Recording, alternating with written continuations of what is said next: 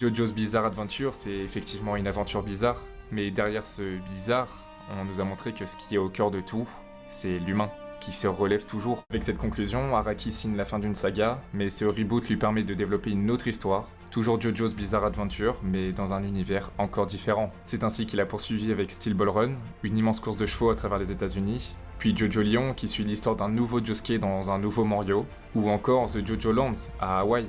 Selon les fans, ces suites permettent à Araki d'atteindre l'apogée de son art tout en restant sur la même œuvre, et beaucoup le pensent, les parties suivantes sont ce que Jojo a de mieux à nous offrir. Traverser un siècle entier, fait le tour du monde jusqu'en Égypte, enquêter sur un tueur dans une petite ville, infiltrer une mafia italienne, jusqu'à voir l'univers tout entier s'effacer. JoJo's Bizarre Adventure, c'est effectivement une aventure bizarre, mais derrière ce bizarre, on nous a montré que ce qui est au cœur de tout, c'est l'humain, qui se relève toujours. Ce que j'avais pris pour un animé bizarre était en réalité la plus belle déclaration d'amour à l'humanité, pour qu'après plus d'un siècle, enfin, cette jeune fille puisse vivre une vie normale.